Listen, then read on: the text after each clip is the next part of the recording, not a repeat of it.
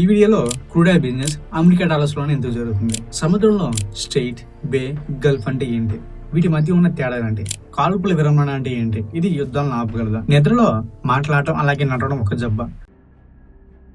Crude oil business America dollars లోనే ఎందుకు జరుగుతుంది. ఇరాన్ పై అమెరికా ఇజ్రాయెల్ దాడులు, హార్మోజ్ జలసంధి క్లోజ్ అవడంతో వరల్డ్ వెళ్లిగా అనేక దేశాల్లో పెట్రోల్, డీజిల్, గ్యాస్ కొరత ఏర్పడింది. అమెరికా డాలర్ విలువలు పెరగడంతో ముడి చమురు కొనడానికి చాలా దేశాలు భారీగా ఖర్చు చేయాల్సి వస్తుంది. రెండో ప్రపంచ యుద్ధ సమయంలో తీవ్రమైన ఫైనాన్షియల్ అన్స్టేబుల్ కండిషన్స్ ఏర్పడినప్పుడు అమెరికా సహా 44 మిత్ర దేశ ప్రతినిధులు 1944 జూలైలో సమావేశం అయ్యారు. వారు కరెన్సీ కోసం ఒక కొత్త సిస్టమ్ ఆమోదించారు.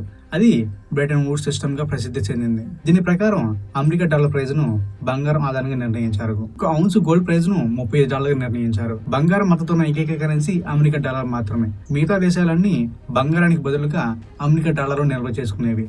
దీంతో డాలర్ ప్రపంచ కరెన్సీగా మారింది. ఈ సిస్టమ్ 1971 వరకు ఎగ్జిక్యూషన్ లో ఉంది. ఒకనొక టైంలో అమెరికా విపరీతంగా డాలర్ ముద్రించడంతో బ్యాంకింగ్ కోసం దాని వద్ద తగినంత బంగారం లేకుండా పోయింది.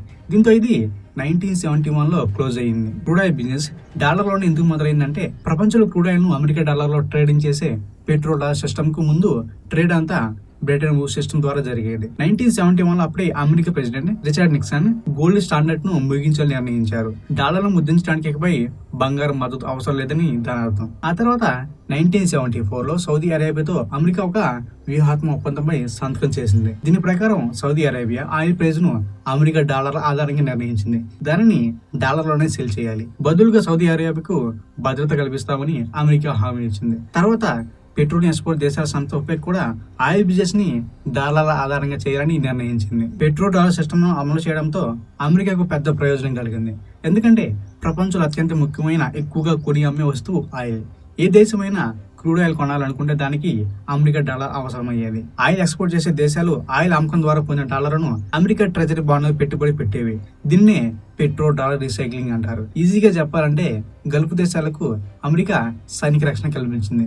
దానికి రివార్డ్ గా అమెరికా ఇంధన భద్రతను పొందింది. ఆయిల్ బిజినెస్ డాలర్ లో జరిగింది. బిలియన్ల డాలర్లు అమెరికా వెపన్స్ టెక్నాలజీను పరిచయం చేయడానికి, అలాగే అమెరికా స్టాక్లు పెట్టుబడి పెట్టడానికి తిరిగి అమెరికాకే వెళ్ళాయి.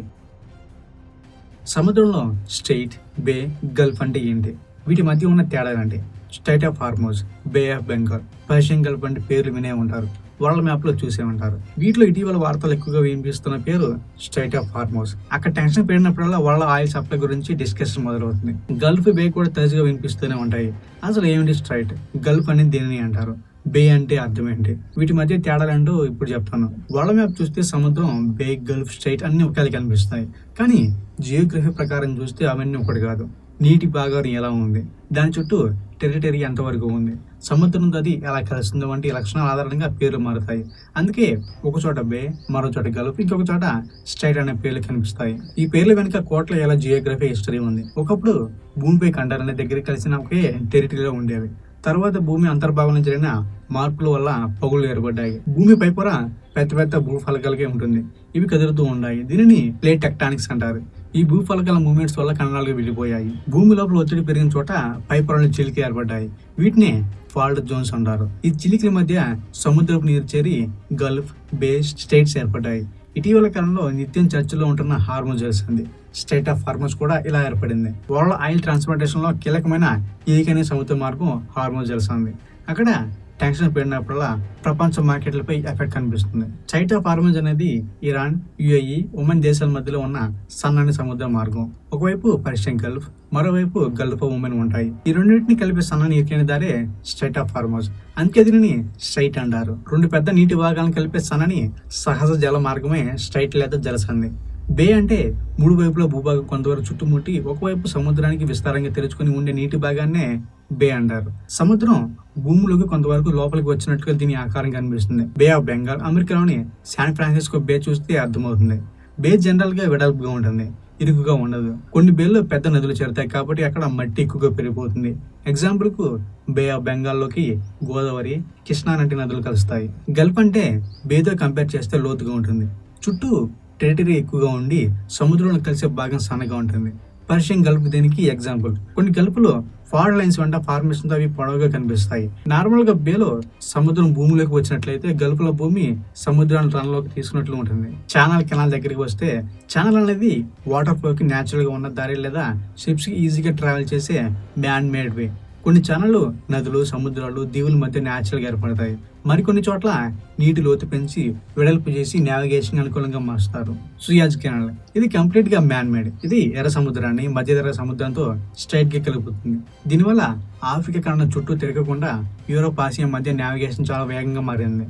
వరల్డ్ ట్రేడ్ లో దీనికి ప్రత్యేక ప్రాధాన్యం ఉంది. లాగూన్ అంటే సముద్రంతో షార్ట్ రిలేషన్షిప్ మాత్రమే ఉన్న ఎక్కువ భాగం టెరిటరీ లేదా ఇసుక తినతో సపరేట్ అయిన నీటి భాగం. కంప్లీట్ గా సముద్రం కాదు, కంప్లీట్ గా సరస్సు కూడా కాదు. సముద్రాలతో ఏర్పడిన ఇసుక బాలు లేదా తీరపు భాగం వల్ల నీరు ఒక ప్రాంతంలో ఆగిపోతుంది. ఒడిశాలోని చిల్కా లేక్ ఇందుకు ఎగ్జాంపుల్. సముద్రంతో చిన్న మార్గం ద్వారా సంబంధం ఉండడం వల్ల అక్కడ నీటిలో ఉప్పుతనం సీజనల్లీ మారుతూ ఉంటుంది. కాల్పుల విరమణ అంటే ఏంటి? ఇది యుద్ధాలను ఆపగలదా? కాల్పుల విరమణ అంటే కాల్పుల విరమణకు ప్రత్యేకంగా ఒక డెఫినేషన్ అంటూ ఏమి లేదు. ఈ పదం సీజ్ ఫైర్ అనే సైనిక ఆదేశం నుంచి వచ్చింది. దీని అర్థం కాల్పులు ఆపడం. ఇది ఓపెన్ ఫైర్ కి విరుద్ధం. ఓపెన్ ఫైర్ అంటే కాల్పులు స్టార్ట్ చేయమని అర్థం. కాల్పుల విరమణ అంటే యుద్ధంలో ఉన్న రెండు పక్షాల చర్చలో అంగీకారం కుదిరి ఏది నిర్ణయిస్తే అది అమలు చేయడం, అంటే యుద్ధాన్ని టెంపరీగా ఆపడం. ఇందులో సాధారణంగా ఈ పాయింట్స్ ఉంటాయి. కాల్పుల విరమణ ఎందుకు జరుగుతుంది, దాని తర్వాత తీసుకున్న రాజకీయ చర్యలు, ఎప్పుడు మొదలవుతుంది, ఎన్నాళ్ళు ఉంటుంది, ఎక్కడ వర్తిస్తుంది, ఎక్స్ట్రాగా ఏ మిలిటరీ యాక్షన్స్ కు అనుమతిస్తారు, ఏవి అనుమతించరు, అలాగే కాల్పుల విరమణను ఎలా పర్యవేక్షిస్తారు అనే డీటెయిల్స్ ఇందులో ఉంటాయి. కాల్పుల విరమణ టెంపరీ లేక పర్మనెంట్ అంటే రెండు రకాలుగా ఉండొచ్చని ఐక్యరాజ్య సమితి చెప్పడం జరిగింది. కొన్నిసార్లు యుద్ధంలో ఉన్న రెండు పార్టీస్ టెంపరీగా లేదా బేసిక్ గా కాల్పుల విరమణకు అంగీకరిస్తాయి. ఇది వైలెన్స్ తగ్గించడానికి లేదా మానవతా సంక్షోభాన్ని తగ్గించడానికి కావచ్చు.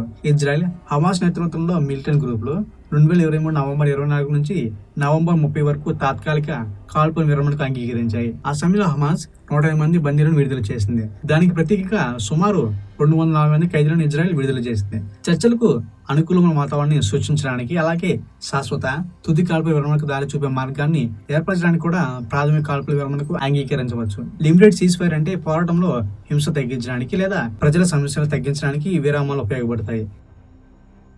చాలా మంది నిద్రలో గొనుగుతూ చేతులు కాళ్ళు కావడం, అరవడం లాంటివి చేస్తున్నారు.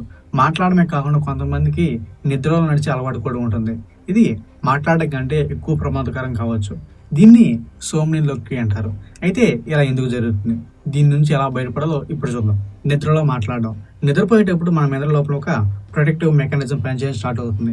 ఇది డ్రీమ్స్ కనెక్ట్ అయి ఉన్న న్యూరల్ యాక్టివిటీస్ ను మాటలు లేదా శరీర కదలికలు మారకుండా ప్రివెంట్ చేస్తుంది. కానీ ఈ డిఫెన్స్ మెకానిజం అంతా సరిగ్గా పనిచేస్తుందని కాదు. కొన్నిసార్లు బ్రెయిన్ నుంచి విడుదలయ్యే సంకేతాలు లీక్ అవుతూ ఉంటాయి. ఇదే కొనుగోలుగా అస్పష్టమైన మాటలకు కొన్నిసార్లు నిద్రలో నడిచేందుకు కారణమవుతుంది. ఎక్స్పర్ట్ చెబుతున్న దాని ప్రకారం ఇది ఎన్నో ఫిజికల్, మెంటల్ కారణాలకు సంబంధించినది. స్ట్రెస్, డిప్రెషన్, ఇన్సోమ్నియా, తాగుడు, ఫీవర్ వంటివి కూడా నిద్రలో మాట్లాడే అవకాశాలు పెంచుతుంది. ఒత్తిడితో నిద్రపోయే వారిలో లేదా రోజు వారి పనిని చాలా సీరియస్ గా తీసుకున్న వ్యక్తుల్లో నిద్రలో మాట్లాడడం కనిపిస్తుంది. అలాంటి వ్యక్తులు తరచూ నిద్రలో అనేక విషయాలు చెబుతూ ఉంటారు. ఈ టైంలో నిద్రపోయేటప్పుడు ఏదైనా మాట్లాడతారు. కొన్నిసార్లు కళ్ళలో భయపడినప్పుడు కూడా మాట్లాడుతూ ఉంటారు.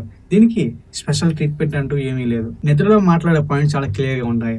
కొన్నిసార్లు అవి వారు ఫేస్ చేసిన అనుభవాలు లేదా ఆ మధ్య కాలంలో చోటు చేసిన సంఘటనలకు సంబంధించినవి కూడా కావచ్చు. చాలా కేసెస్ లో నిద్రలో మాట్లాడడం అనేది ఆరోగ్య సమస్యకు సంబంధించినది కాదు. స్ట్రెస్, ఎమోషనల్ యాంగ్జైటీ లేదా మానసిక సమస్యల వల్ల కూడా ఇలా జరుగుతుంది. నిద్రలో మాట్లాడడం సాధారణ సమస్య, ముఖ్యంగా పిల్లలు. ఒకవేళ ఈ ప్రాబ్లం మరీ ఎక్కువగా ఉంటే అప్పుడు ఆందోళన చెందాలి. నిద్రలో నడవడం ఎలాంటి వ్యాధికి సంబంధించినది కాదు, కానీ కొన్నిసార్లు అది ప్రమాదానికి దారి తీయవచ్చు. ఈ సిచ్యువేషన్ లో కనీసం తెలియకుండానే ఆ వ్యక్తి లేచి నిద్రలో నడుస్తాడు. పడిపోయే ప్రమాదం లేదా దేనికైనా గుద్దుకునే అవకాశం ఉంటుంది. ఎవరైనా రాత్రిపూట ఇంటి మీద పడుకుని నిద్రపోతుంటే కిందకి పడిపోయే అవకాశం ఉంటుంది. ఎక్స్పర్ట్ చెబుతున్న దాని ప్రకారం రాత్రి నిద్ర అనేక దశలో ఉంటుంది. నిద్రపోవాలనుకున్నప్పుడు మనకు ఫస్ట్ తేలికపాటి నిద్ర వస్తుంది. సుమారు 20 నిమిషాల తర్వాత మెల్లగా గాఢ నిద్రలోకి జారుకుంటాం. ఆ తర్వాత కొంతసేపటికి ఆ నిద్ర తేలికపడి ఆపై మరింత గాఢ నిద్రలోకి వెళ్తాం. దీన్ని ర్యాపిడ్ ఐ మూవ్మెంట్ అంటారు. నిద్రకు సంబంధించిన ఈ దశలు రాత్రంతా సెవరల్ టైమ్స్ రిపీట్ అవుతూ ఉంటాయి. ప్రతి సైకిల్లో ర్యాపిడ్ ఐ మూవ్మెంట్ డ్యూరేషన్ పెరుగుతూ ఉంటుంది. ఉదయం మెలుకునే వరకు ఇది జరుగుతూనే ఉంటుంది. ర్యాపిడ్ ఐ మూవ్మెంట్ నిద్రలో ఉన్నప్పుడు మనం ప్రతిసారి కలలు కంటూ ఉంటాం. ఈ స్థితిలో మన బాడీ కంప్లీట్ గా రెస్ట్ ఫేజ్ లో ఉంటుంది. బ్రెయిన్ కి బాడీకి మధ్య కోఆర్డినేషన్ లోపించినప్పుడు నిద్రలో నడవడం లాంటిది జరుగుతుంది. ఇది ఒక రకమైన కన్ఫ్యూజన్. ఈ సిచ్యువేషన్ లో కదలమని శరీరానికి సంకేతం పంపడానికి మెదడు యాక్టివ్ గా ఉంటుంది, కానీ వ్యక్తి పూర్తిగా మెలుకునేందుకు యాక్టివ్ గా బాడీ ఉండదు. నిద్రలో నడిచే వ్యక్తుల మెదడు కార్యకలాపాలను పరిశీలించడానికి ఇటలీలోని మిలాన్ లో ఉన్న లిగు వద్ద హాస్పిటల్ ఒక స్టడీ కండక్ట్ చేసింది. బ్రెయిన్ లోని కొన్ని భాగాలు ఇన్యాక్టివ్ గా ఉన్నప్పటికీ మరికొన్ని యాక్టివ్ గా ఉంటాయని ఈ రీసెర్చ్ లో తేలింది. నిద్రకు మేలుకోవడానికి మధ్య ఉన్న ఇంబ్యాలెన్స్ కారణంగానే నిద్రలో నడుస్తూ ఉంటారని ఈ స్టడీ చెప్తుంది. నిద్రలో మాట్లాడే వాళ్ళకి, గొనికే వాళ్ళకి రాత్రి వారేం మాట్లాడారో గుర్తుండదు. చాలా కేసుల్లో, ముఖ్యంగా పిల్లలకి, ట్రీట్మెంట్ అవసరం లేదు. ఎందుకంటే వయసు పెరుగుతున్న కొద్దీ ఈ ప్రాబ్లం తగ్గిపోతుంది. నిద్రలో మాట్లాడడం నార్మల్ కాదు. పదే పదే జరిగితే నిద్ర క్వాలిటీకి నేరుగా భంగం కలిగిస్తుంది. నిద్రలో అరవడం, వైలెంట్లీ బిహేవ్ చేయడం ఉంటే అది లోపల ఉన్న ప్రాబ్లం కి సైన్. కొంతమందిలో అబ్స్ట్రాక్టివ్ స్లీప్ ఆప్నియా వల్ల నిద్రలో మెదడుకు సరిపడా ఆక్సిజన్ అందక ఈ ప్రాబ్లం పెరుగుతుంది. ఇది ఉన్నప్పుడు బ్రెయిన్ కంప్లీట్ గా డీప్ స్లీప్ లోకి వెళ్ళదు. దీనివల్ల ఉదయం లేచినప్పుడు ఫ్రెష్ గా అనిపించదు. నిద్రలో తనడం, కొట్టడం లాంటి హింసాత్మక కదలికలు ఉంటే అది నాడీ సమతుల్యత సమస్యకు సంకేతం కావచ్చు. పిల్లల్లో ఇది నార్మల్ గా కనిపిస్తుంది, ఎందుకంటే వారి మెదడు ఇంకా అభివృద్ధి దశలోనే ఉంటుంది. ఈ ప్రాబ్లం డైరెక్ట్ గా మెడిసిన్ అంటూ లేదు, కానీ కంట్రోల్ చేయవచ్చు.